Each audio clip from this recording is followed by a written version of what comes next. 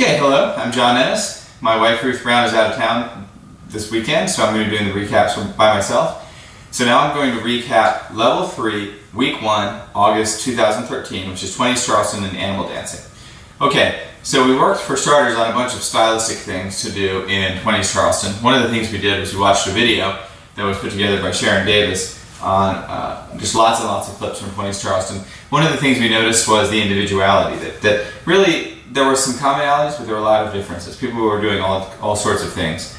So to try to capture some of that spirit of individuality, we worked on a bunch of kind of funny stylings. One of the things we did is we took the arm for the leads straight out. And so the idea here is that the follower's hand, instead of the follower's hand being held like this, now the leads were actually holding the bottom of the follower's hand straight out away from their body. And this arm has to be at the same corresponding height. It gives a very different feel to the dance. So that was one of the things we worked on. We also worked on some funny hand stylings for the follows. So we worked on the follow just draping her hand, one hand over the leader's shoulder. So this arm can go right on the neck, and that gives a very casual look. And you actually do see that a lot in the old clips. Not so much old movies, but just old clips of people dancing, where they weren't maybe taking the dancing so seriously. They were just doing it because everyone was doing it, so they're out there. And I think it gives a kind of a neat style. We actually went to the extreme and had the followers put both arms on the leaders. Now in order for that to work, then the leaders need to put their hands on the followers' hips. And I do think that's interesting. I think it's worth playing around with that stuff to get a really old-timey feel for your dancing. I don't think that you would necessarily want to dance like that for an extended period of time, but I do think that it gives it a neat look, a little bit of flavor. Alright, then we worked on we worked on the turkey trot. Let me try to just make sure we didn't work on anything else. Oh yes, we worked on changing our posture in our basic. So I would say the kind of generic vanilla 20s Charleston is danced very upright with parallel shoulders. But one of the things you can play with that gives a very different feeling is bending at the waist. And we actually did bend, and we connected with our upper chest with our partners. And we did our 20s Charleston. You can also bring in the kind of funny handhold that we worked on. You could play around with different handholds, different body postures. It gives a different feel. It's definitely worth exploring that stuff. It's good to not dance your dancing always in the same body posture, always in the same hand position. These are easy things to change that will really spice up your dancing. So I encourage you to play around with these things and find things that make sense to you in the music. Okay, then we worked on turkey trot. Now, turkey trot was a funny dance. It was an animal dance that was done. My understanding is it was danced mainly in San Francisco, but you can look online to learn more about the turkey trot. One of the things I like about the turkey trot is it's actually a danceable move. So unlike some of the other things like the grizzly bear, which is more of a curiosity thing, the turkey trot is really very useful. Okay, so to get into the turkey trot, what we did is we worked on a little break. So we went 1, 2, 3, 4, 5, 6, break, okay? And in that break, so we're breaking on 7, 8, we're doing that break to set up a change.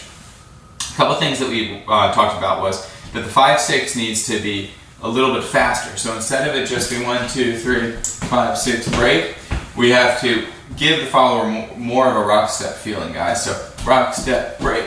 So that there's a feeling of like, here we go. Okay? Also, we worked on not breaking with our legs together like this, because then we're going to hit knees. We need it to be 2, 3, 5, 6, break.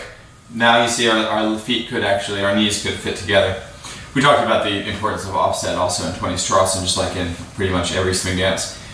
So we're going to be offset here when we're in the break. We talked about landing toe heel, so it's a break, not like a hard stop. We don't want it to be jarring. Just by itself, that's a nice thing to do. Shoot ba ha, shoot ba ba, shoot ba ha. But that's just a nice rhythm variation you can do anyway. But it set up the turkey trot. Now with the turkey trot, what we want to do is we want to do a step, dig, step, dig, step, dig, step, dig. That goes pretty much on the diagonal here. So when I step onto my left foot, and it's going to be the same for leads and follows.